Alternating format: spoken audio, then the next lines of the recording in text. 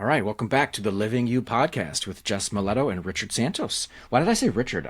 Rich. I go by Rich. I think it's because my license name, Jess, is Richard. We have to go by our legal name on our licenses. So that's how I Right. always speak on the phone.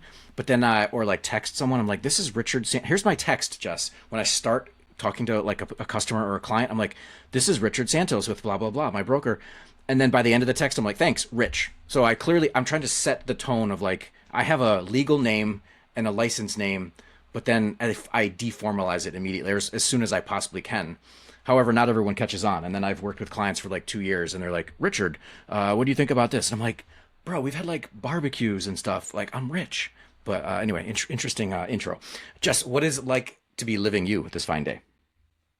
Well, just to piggyback on that, when people say Jessica, I just hear my childhood and I'm in trouble. Yeah, I call you So Jessica too. I, Yeah. I'm just Jess. And then at some point people migrate over to Jessie. Like when they Oh, really start to like me, then all we of a haven't we sudden haven't gotten there. no, you probably won't because you're kind of a straightforward kind of guy. I'm a one But nickname guy. you're not a nickname guy. But sometimes people all of a sudden one day they're like Jesse, and I'm like, they made it. They've arrived. So that's what it's like living you as Jess Do you do the same thing though? Do officially. you introduce yourself as Jessica at first, or you I mean, I think you Yeah. use Jessica more than I use Richard. Yes. What I'm trying to say is I prefer to pivot immediately to my colloquial nickname and not my legal license name. That's right. Yeah. No, I do introduce myself as Jessica, Yeah. but I do not want you to call me Jessica. Yeah. Weird. Names are weird, right? And people default to Jess, though. They kind of just know that I'm a Jess. So, Yeah. yeah. So that's fun. I was always a nicknamer of people or a shortener of names. So for me, nicknames make a lot of sense.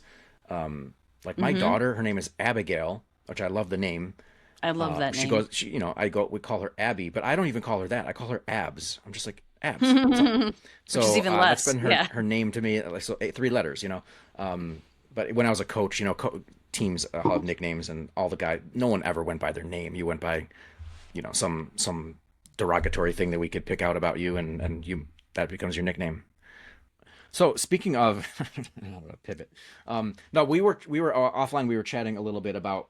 So full context, Jess, you are only relatively recently back in full production, as we call it, as an everyday agent. You had a more administrative leadership role for a long time prior, and so you've been experiencing the day to day of agenting. And again, this is within our local area, but we can expand conceptually a little bit.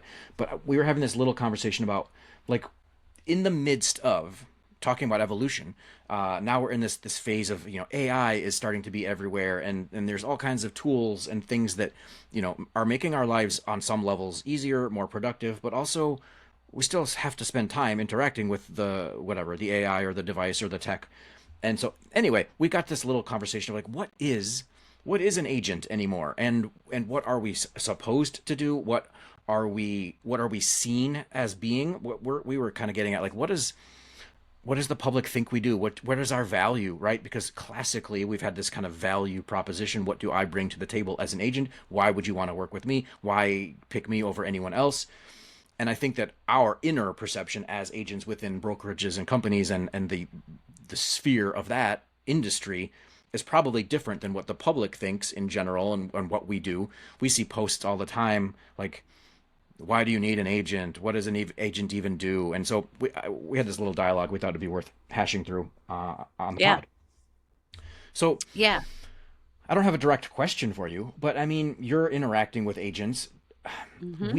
You and I, to couch this on a basic level, and I'll let you speak for a bit. I'm handling all the speaking at the moment, but like we hope and try our best to be very professional. We think we provide a high level of service, both on the individual level, the strategic level, the preparation level, the how we present our listings to the world, how we talk about things, what we know in the background, how we can negotiate and handle different personalities. There's a whole lot that goes into it. So we think we're professional, but on an everyday basis, I'm not going to say like we're better than anyone, because that's not really the case. It's just I It's don't all know what I'm different. asking you. Do you No, do you it's all see different. a high level of what you consider professionalism, or what makes, I don't know, what makes an agent nowadays? Yeah, I mean it's so broad because I think it comes down to who you are authentically, which we do try to cover as one of our pod topics, right? Like living you. What's it like Yep, to live that's the like whole point. Jess or live like Rich? And part of that is, what is it like, working you as an agent? Yeah. I think that I think generally speaking, there are tasks, there's transactional pieces we have to walk people through. But I have actually found, just for me personally, that my style is really to be like a full service problem solver more than anything. Like, yeah, I'm going to get you through the steps, but there's things that happen in between steps. There's conversations, there's nervous questions, there's, things that you may second guess or things that you don't understand. And everyone's very different on their understanding level of what the process actually is. So everyone's going to pick up on something different. I've noticed that some people go through the steps so seamlessly. They're so easy. They get it, or they're just very trusting, which is okay. Mm, Again, when you have someone mm, that's really, I do have a buyer right now that he's like, yeah, just whatever you think. And I love that. And I have to have that gut check and go, I'm thinking for two people right now. He trusts my judgment. That is not a light amount of responsibility. That is a 100%. huge responsibility. But I do want to be trusted and I do want them to take my advice, my guidance, but they need to be able to make decisions for themselves. So everybody's very different. Some people want a lot from me, some people don't need that much from me. And I really just kind of enjoy peopling, and Yeah. what they can't put on here's what an agent does or here's what AI does, right? That could replace us. You will never replace peopling, relationships, me going to an inspection yesterday and meeting with my buyer, walking through the house with him, like listening to his concerns, asking him, is this going to be your room or is Yep. this your guest suite or where are you going to put your table? I'm sorry, but that is a huge amount of value to have somebody next to you through the entire process to bounce.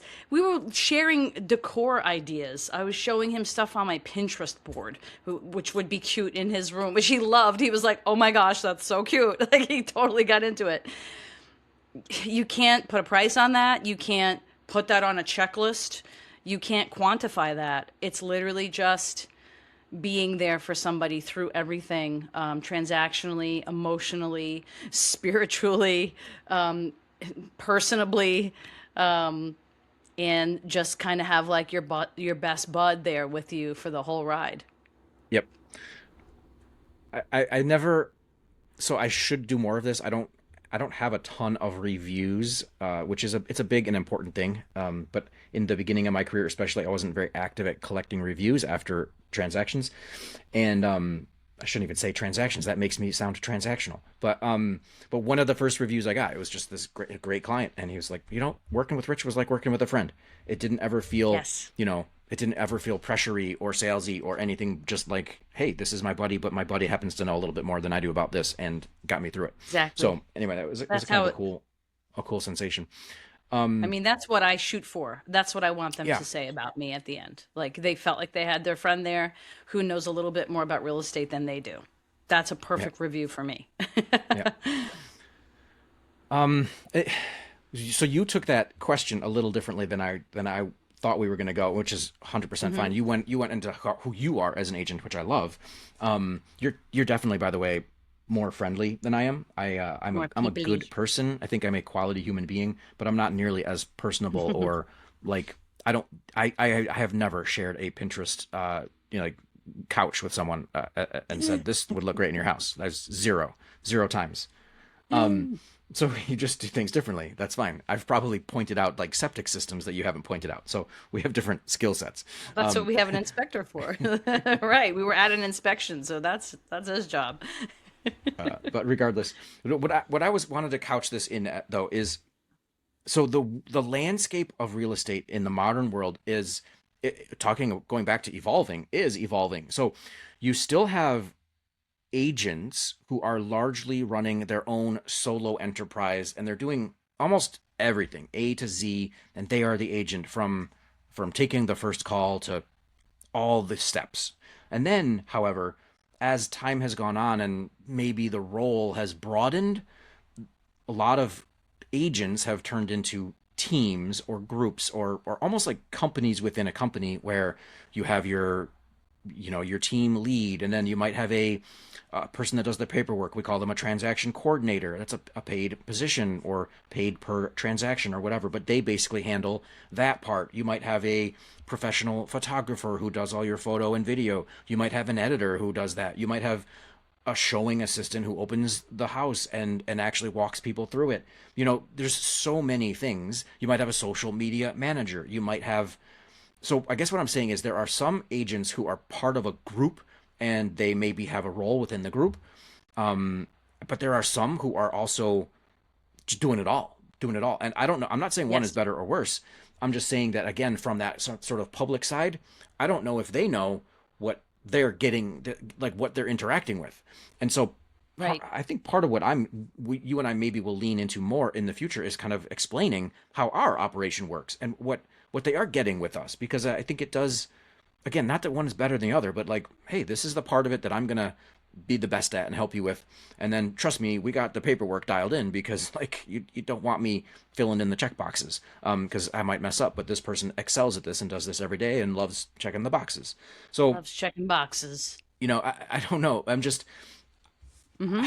I think it's interesting because I think that changes a little bit of what the agent does and their, Hmm. I don't want to call it their autonomy, but it's like with every, you don't go to a factory, for example, and the same guy that is running the pallet jack is not the same person mixing the paint, right? They have different jobs because they're different skill sets, and so, or the Right. girl, so it's Well, I sort of sort of, like, yeah. yeah, Yeah, I mean, I can definitely respond to that. So, coming from the agent side, obviously, was an agent for about 8.5 years before I went into leadership.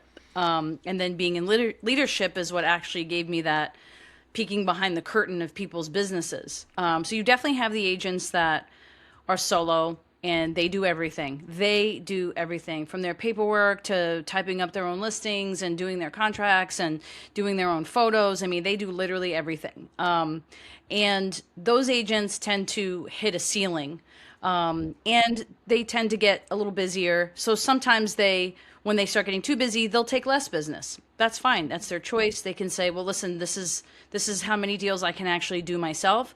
This is where I'm comfortable with my business being." And Jess, I don't want to grow anymore. I'm like, I love that. So they can do 12 transactions or 20 transactions by themselves. They don't want anybody else. They don't want to hire. I like doing my paperwork. Fine. I don't want to grow a big business. I want to take the people that want me and I want to work on those, and that's it. So again, it's going to be a preference. Then you have another agent that, and I'll use you as an example, where you were good at this, you like this, and then all of a sudden you start getting more and more people, and you're like, wait a minute. So there's things I'm getting busier on, and here's some things I dislike that maybe I could leverage out to somebody else so I can continue doing the things I like for my clients. That's a very natural and organic step that happens to busier agents. So you can either make the choice, you know what, I'm going to play this cool, I'm going to play this small, I'm going to just do what I do solo, and I'm good doing everything. Or the next level would be organically growing and saying, okay, so now, and my conversation with an agent is, what do you not like doing? What do you want to get off your plate? And yep, usually it's paperwork. And some of them like paperwork, can keep paperwork, I don't care. What is it that you dislike doing? Well, I'm really dropping the ball on my social media. Great. So let's talk about what that looks like. Who can we hire and bring in? Everybody's business is completely different. And the way I would quantify it, and I have my coach, my real estate coach hat on right now, which is yep, another, I can tell, level that yeah, maybe you didn't want to get to, but everybody's business and how I quantify it to them is, where did you spring a leak? Right? What's getting missed? Because there are things you should be doing as well. There's kind of vanity items. I should be doing that. That would be better. And then there's things you have to do transactionally. I think everyone, again, is just got to make that call. In terms of consumer facing, if you have multiple people that are going to have roles within each transaction, that's, again, an equally respectable, professional business. Just like the solo that does everything, you can also have an amazing transaction coordinator, like we said. You can have someone that's doing all the vanity items. I'm emailing listings, I'm doing database stuff, or I'm scheduling events, or I'm doing all the social media. Yeah, we don't really have a lot of time for that when you're busy and actually taking care of people. So, what are you leveraging out? And then, how are you saying that to your customers so they really understand who they're going to deal with at what time and what your role is? And that gets defined differently for everybody depending on what they hate doing. Like, I will never stop doing open houses. I freaking love open houses. I love putting up a new You listing, really do. putting in an open house, and being there like, hey, welcome to my listing. Yeah, let's do it. That's the most exciting thing in the world to me. But there's other things that I definitely don't like to do, like just following up and calling people. Are you ready? Are you ready? No, no, no. Give me the now business. I'm ready to go now. If someone's ready to go now, then that's perfect for me.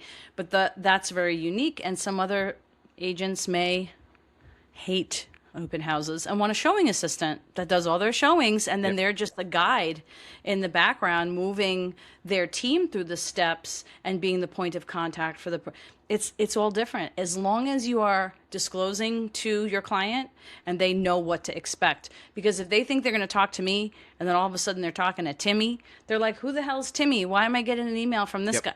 Just Yep. set them up. Expectation is everything. So if you do that right, you can have any kind of team you want. Yeah, I like that. That's Just well put put. people where You they're did. strong. Yeah, yeah, don't yeah. You did don't have work your with friends. Put people where they're strong. you did have your kind of coach leadership hat on there for a few minutes, but I will say, so here's, I was going to ask a question. So what if, let's play a hypothetical. Let's say I see myself as a listing agent. This is what I excel at. But I also love to take my own photography. I think I'm a great photographer. Turns out that my photography isn't that good. I mean, it might be okay, but it's not nearly the level of like what, if you see yourself, you think you're on some level, and then, but if I'm the agent, you just said, do the things you love. Well, if I love shooting the photos, but at the end of the day, the quality of that product isn't where it needs to be for what I'm trying to achieve for my client. How do I put this? Do you think?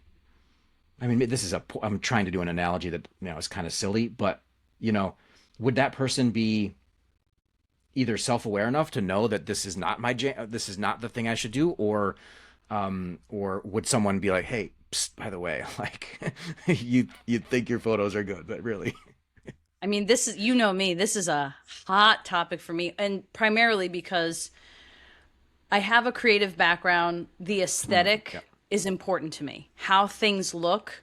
I mean, I can straighten stuff on my shelf for a year and it won't be like the aesthetic, and that's just me personally, is important how things look. I also happen to have a photography background. I literally have a degree in photography. So I appreciate the power of a beautiful image. I think because you can take your own pictures, it's easy to just take your own pictures. I think because there's a cost involved with hiring a professional, and then it's outside of your control a little bit. Like, people don't want to take costs, especially up here where we are. There's a lower commission threshold. You make a little bit less per deal. So do you want to be paying $300, $600, $900 for all the bells and whistles on every listing? No, probably not if there's a lower end listing. But I will say that your customer deserves to have the best marketing possible. And you have to be very self aware that if your photos are not flattering the place or not helping the listing or not getting eyes because people are just flipping past this crapola, you're hurting your seller. So you should just know that. You should just, and maybe your pictures are fine. Not everybody's in this category, but the ones where you've got other people in the photos, or you didn't really stage it, you left a basket of laundry, like, you can move things. The lighting is weird, or your reflection is in the bathroom mirror. Just be aware. If you have to take like an online photography course, do that, because the iPhone can take beautiful pictures, but learn how to do angles. Don't stand on like a thing. I see people stand up and at the ceiling and shoot down. I'm like, what are you doing? So maybe ask for help and see how you can hone that skill a little better. If you can't take the step to go professional, please take a step, because your client absolutely deserves to not have their listing get skipped because your photos are terrible. Yeah. I can't say that any night. I try to be nice. Well, I think we'll probably record another one on like presentation, maybe specifically. Um, 1000%. Another podcast. Maybe we'll revisit that. But I wanted to. I just was going to pivot to something else super quick, but related. Oh, so I had this idea just as you were talking. So I mentioned earlier about how AI is becoming very powerful in everyone's world, but then I also talked about how single agent, and you said they might get to a certain point where they're very, very busy doing all the things in the spectrum of agenting, right? So then you hit a ceiling, maybe your numbers kind of stall a little bit. So then I said, yes, that's why these kind of larger teams came about, because of specializations and that. Do you think, now this might be harder to answer because we aren't AI experts, but do you think that there's going to be any pull back from kind of like, I might not need a team anymore if my kind of my team of bots or my AI system can do a lot of that heavy lifting, right? I mean, I'm not trying to like leverage out. You said leverage a lot of times, but I'm not trying to take the qualities of those humans that are doing those roles out of it. But honestly, are we or will we soon be at a point where a solo agent could keep increasing their numbers because they have a system in place that handles a lot of that background stuff? I don't know. What do you think about that? Yeah, I Like, actually will think we see less big teams, and more like, hey, what is the team really doing when my little $5 subscription can do it? I think what you'll see is the team structure change. As people are listening, they probably know that we're with Keller Williams, and a lot of my leadership training and conversations are kind of through Keller Williams and the MREA, right? The Red Book, they call it. Which, by the way, just for my own self, I want to say Gary Keller didn't write it. He interviewed a million other people and then collected their data, because he was like, well, that's just what Gary Keller would do. No, it's actually what all the top agents at the time in the country were doing. And he just collected it as best practices for us to use as a guide. And it is still very relevant today. So I would highly recommend that book, regardless of company that you're with. But they have a very, a very straightforward kind of organizational model, it's called. And over the years, Gary has, and Keller Williams at large has updated it and changed it. And it's exactly going in the direction of, it's a solo agent with a bunch of admins. And admins is a broad term, but admin can also now kind of be a little bit of chat or whatever AI tool they're using. Yep. So a single agent with 3 or 4 admins or systems or tools like that in place, yeah, Yeah. can actually run a pretty solid business, take more business on than they could if they were just solo and doing everything. 100%. And they may not need other agents at all to fill in those gaps. If they like the peopling part and they want to go to the appointments and do the showings, and the other systems are handled on the back end by admins or by tools, 100%, that has, the organizational model has been updated and has changed over the years to 100% allow for that, and consider that, because that is happening. Yep. Yeah, it's interesting. I don't think there is a that's a great answer. I don't think there is a single answer for that, but I just, in the little bit of, I read stuff, and I watch. I'm in the know in the industry. At least I try to be. But it does seem like these tools are getting increasingly capable of, like pretty high level operations, and that's not a surprise to anyone who's living in spring of 2026. This is, AI is everywhere, but it's helpful.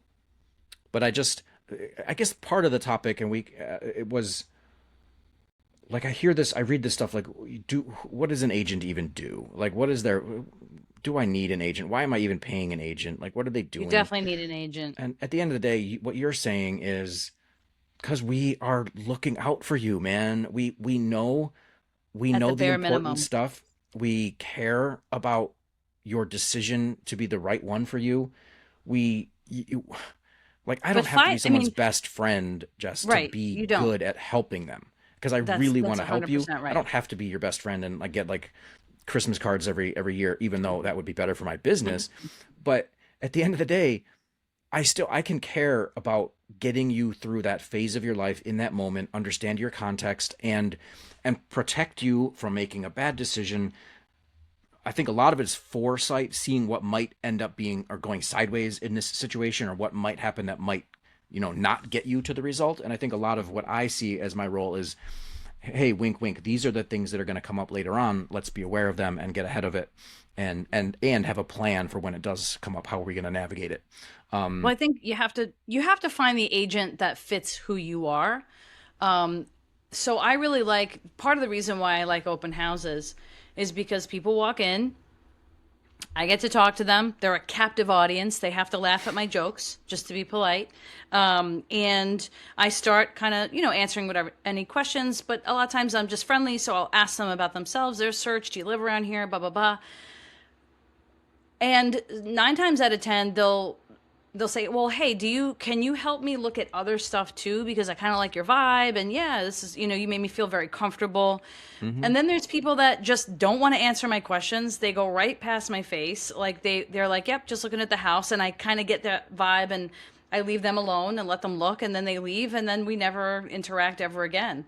I think it's just, if you're connecting with someone that fits you, you should do that. So as a buyer, even as a seller, go to open houses, schedule showings, like have multiple agents kind of go through your world very early on, and use your gut, use your head, obviously, ask questions, but find the agent that just fits you, because we are all so different. We do bring our personalities in. Some of us are going to be much more transactional and price per square foot, and here's the steps, and that might be exactly what you need. Then there's going to be someone like me who's ushy gushy, and we're going to have a shared Pinterest board. That might be what you need. But I would highly encourage buyers and sellers to interview a lot, because most people just interview one agent and they go, yeah, okay. Yeah, statistics have borne that out for ages and ages. That really, you talk to one person, and the first person to call you back is kind of your person. Like that's kind of how it goes. Kind of how it goes. And and I'm, as an agent, I'm not afraid of that. So recently I won a listing where the seller is actually going through a relocation company, so she has to meet with several agents. And after we met, I was actually the fastest one to call her back, the first one to go to the house, and she was like, "You're my girl." And I said, "I love that, and you have a process to go through," which she Hmm. did. And after meeting and talking with other agents, she still was like, "Nope, my original gut was right. You're the agent that's going to work for me." And but going through that process of meeting other people, interviewing other people, she saw right away how different her experience was going to be, just depending on, and just for us, we connected.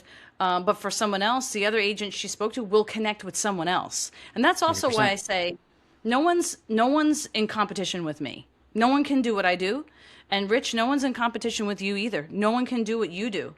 I'm not afraid of a client going and speaking to 5 people and then deciding, because if they don't decide on me, then there's a reason. Then we are not a fit, and I need them to be 100% comfortable. So I am not afraid of people interviewing multiple agents and getting out there.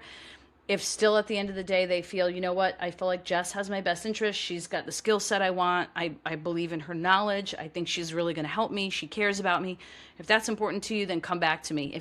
If someone else can do that better for you, please go to that person. Like, just hear me. It's okay for you guys to have more choice in the marketplace, and you should, because people go with the first agent, they pay a commission, and maybe they're not happy, and that's why you have these commission disputes. I have literally never had someone said, I paid you too much. I literally have had clients say, I didn't pay you enough. You don't get paid enough for everything you did for me. Yep. So Yeah, if you're there's a just lot. going with the There's first dude, yeah, you're paying a lot of money. So make sure that you've got the dude that makes you happy, Yeah, that fits you. I think you're right. I think it has to fit your communication style, your communication expectations too.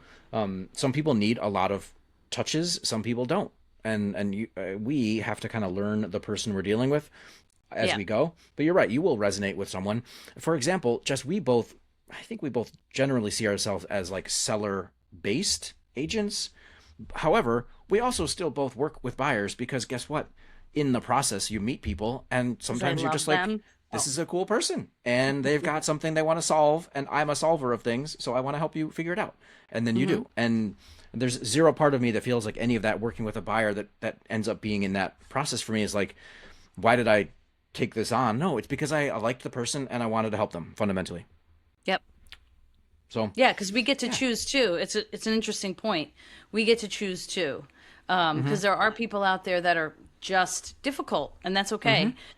They're not in alignment with you. It's okay for an agent to walk away. If you have a couple of agents that have walked away from you, you might want to look at that, Yeah, I because mean, most of the time we want to take the business, right? And I'm willing to put up with a certain amount of crap to take the business as well because I still have to pay my mortgage too. But I'm and not to going to be clarify, disrespected. yeah, Yeah, and 100%. I'm not going to like deal with somebody that is I just know it's going to be awful for both of us to work together. It's Yeah. not worth it. I just want to clarify, Jess, you're not saying, Hmm. because there's a difference between a difficult situation and a difficult person, right? So I think what you're Yeah, saying is, we're neither of us are afraid of difficult or complex situations, either selling or not at buying. all. We actually kind of, I Not at just said all. I like solving stuff. I You love really it. like that. You're really good at it. But being a a hard to work with person is a challenge, right? And we also, as agents, interact with some other agents on occasion who are also somewhat difficult to work with, and you're like, this process could be a bit smoother, if Yeah, and whatever. you're And not. I'm not saying I'm always perfect, by the way, but like, if the agent is sort of like harming the process, you're like, what are you even doing? This is another one of my hot button issues, as you know, but I literally had someone say to me like, oh yeah, like I would like to work with you because just the way you showed me this house, like I want you to show my house like that. And they were telling me they had another agent that was like mean to them, brought Mm-hmm. them out to see stuff and was actually like mean and rude and picking the Mm-hmm. house apart. And like the energy was just, they were like, it wasn't even like a pleasure to like, Yeah. yeah, don't. The agent You should don't need not be that. You don't in the need that in your way of life. a don't be in the way of the transaction. Like, because how you make people feel in the house at the showing, that's gonna stick with the house. Mm-hmm. So if you're showing a house and you represent the seller, and you're being rude or you're mean to the other buyers agents, they don't want to work with you now, and Yep. they skip the house. You're It's right, and worse it than does. It bad does. pictures. They'll skip the house.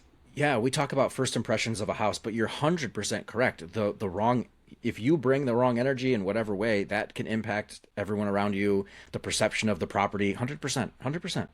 It's happened, and I say it from experience. I've had buyers say, "I hate that guy. I want to leave," and I'm like, "No, the houses." They're like, "No, Jess. Like, no, there's other houses. We're good. Like that guy doesn't need to be rude like that.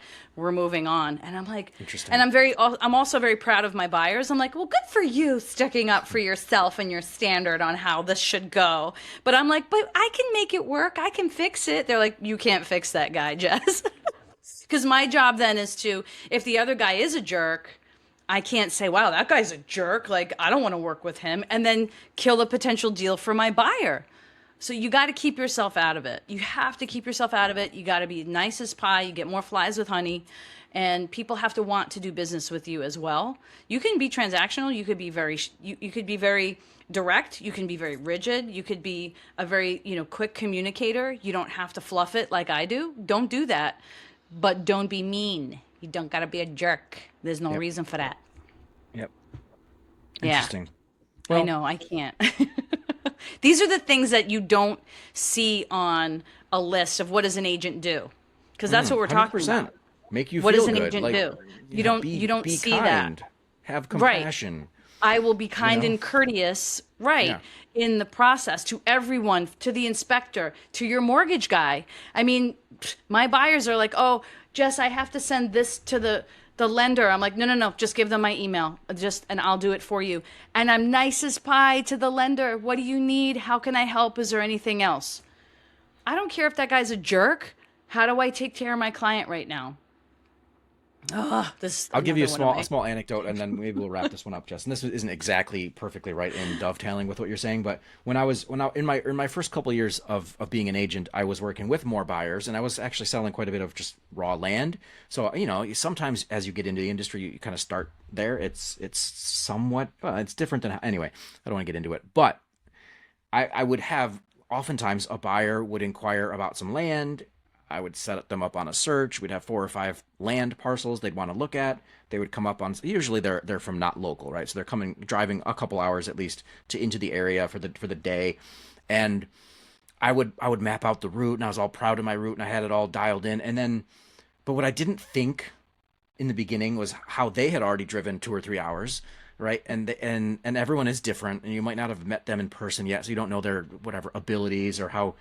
So budgeting time in those situations was hard. I just remember a few times where there was probably a long loop of properties to see, maybe 5, 6, 7, and I had the route perfect, and I had like 30 or 40 minutes at each property. Perfect. It was on paper. It was a great. It was I was perfect. agenting on the Doesn't that highest feel level. good? But in practice, in the moment, they're like either they felt rushed to some degree because I'm like, well, we gotta be there at 1:30, and we have a 35-minute drive, so let's wrap. And I wasn't being a jerk, but under the surface, you could tell like this should be there. They should be driving this train to some extent. Now, Yeah. if you're showing a house and you're setting a strict appointment and a seller is leaving, that is, you do kind of want to be at that time. There was times when I was like, well, we don't have time for a snack break, and make sure you use the restroom before you meet me because I got 3.5 hours of on the go and 27 minutes at each piece of land, and it's like, what are you doing, man? Like, just Yeah. chill a bit. And when I Chill a bit. realized, you know to build in a little bit more breathing room or a little bit more flexibility or just put myself in their shoes of, hey, we're not just looking at property, we're driving the roads, we're seeing the settings, we're learning, we're driving, we want to go slow through the town or maybe get a coffee or things like that I was like, you know what, this is more of the experience that the consumer wants to have. It's not just Yes. about me cramming in 7 parcels to look at in one day. Anyway, it took me a little while to learn that, and I'm still Hmm. a little bit, schedule-y, but Yeah. I at least build in a little bit of humanity in my process now. I mean, you definitely have to be schedule-y. I am schedule-y. I create Yeah. a Google Doc. I put maps. I put links to the listings. I put my notes after I talk to listing agents. Like I put all the, access information. Like I literally, and I share it with my buyer. I'm like, this is what we're doing. This is the schedule. Look at it, and a lot of times I find that we're not on the schedule at all. So as we're going, if my buyer takes longer, I have nothing to say to them. I'm texting the next agent, hey, we're about 15 minutes behind. I don't even say anything to my buyer. And then there's times where my buyer walks in and they're like, what's that smell? We're Yep, done. we're out of Can here. we go Yep. see the next one? I'm like, hey, is it okay if we come a little early? I don't say yes, no, or anything to them. I'm like, whatever they want to do, they're 100% in the driver's seat. They know there's a schedule, and I do set the expectation. These are the appointments. There was one of them that they were like, hey, we need at least another 10 minutes. So start outside, no problem. So we walked the land a little bit before we did the house. Yes. So you have to be scheduled. You have to be. And yeah, and you've gotta let them have that experience. For sure. So, but that's another thing that agents do Yep. that is Yep. not on the freaking list. I will Yep. I will send you a Google Doc. I mean, with like everything you need to know about every single house before we go, and you get to tell me no. And I'll put this is the one. This is Jess' pick. Like I'll say, send in the MLS. They pick the houses they want, and then they won't pick one or two that I'm like, they need to see that. So I'll say, here's your pick, and here it is on the schedule, how it kind of lines up on the map. But I'll put Jess's pick, Jess's pick, Jess's pick, and they're always like, oh, I love that one. I didn't even realize, I didn't see that. Yeah, you're right. So there's value in that too. I don't always have to find their houses for them because now that information is out there. And I think Yeah. a lot of times people think agents, well, they're going to Yeah. find my house. What do I'm agents even probably, do? yeah, I'm Yeah. probably not going to be the one that finds it. Yeah. But I Might not am going find to it. be the one that schedules it, that susses it out, that gets you through the process, helps you negotiate. I'm a negotiator. Like I'm a bulldog with that. I will get you a deal, and I'm going to get this to the closing table step by step. And any issue that comes up, you won't even know about it until it's resolved. Like you're going to have a very easy, you're going to be sipping by the pool, drinking iced tea, and I'm going to be sweating trying to figure out how to get your deal done. But that's what an agent does that you don't see. Yeah. Yep. That's so well said. Ooh, this I guess is so let's good. let's put a bow on this one, Jess. Let's just say agent role continues to evolve. because we started with evolution, and that it is still fundamentally a human enterprise, and it's about the It always will connection, be. the guidance, the advising. I will say this until I'm out of the industry, but I cannot stand the name of our license because it calls me a salesperson, Jess, and we talk about this all the Yeah. time. I don't feel like I'm selling you anything. I feel like I'm helping you figure something out, and does it make sense, and can we achieve this objective? And that feels like a coach or a guide or an advisor, much less than a salesperson. I'm not at a cashier Yeah. desk checking up, ringing things out. Anyway, that's my No, conclusion. Do you have sure. any parting words?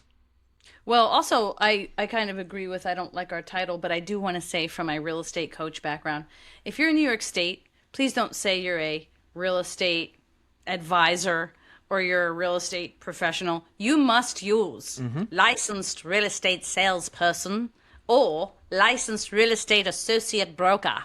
You must Yes. use one of those titles. Please And that's don't make shit up. and that's why we started with our full names today, because that is Right. our To me, licensed name. you've got to be in compliance. I mean, here's the bow too. Like, sure, you can be friendly and you can be nice and you can do all these things and schedule and bring snacks for your people, but are they ethical, right? Which we kind of covered, but are they compliant? Because that's the other thing. I've had people tell me, I've never seen this form before. I'm like, what do you mean you've never seen an Yeah, agency I've been looking or at fair houses for housing? months. I haven't signed anything. Oh, No one's ever given me this form. I'm like, why not? I don't think I have to sign that. I didn't have to sign it with the other guy. I'm like, what? So, yeah. Also, make sure that your person is actually knowledgeable on what's not going to get us sued today. yeah. Cool. This is a good discussion, Jess. Thank you for your time on agency and the your thoughts on this. Yeah, absolutely. No, this was great. And it's probably also an evolving topic that we can come back to. And I invite anyone listening, if you guys have comments, if you want to share an experience, if you have questions about agenting or anything, just let us know, communicate, because we're happy to address anything too that you guys want us to cover. Yep. All right. Until next time. Thanks, Jess. Cool. See ya.